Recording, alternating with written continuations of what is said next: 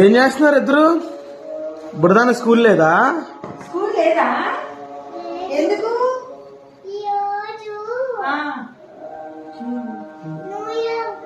New ఇయరా? ఓ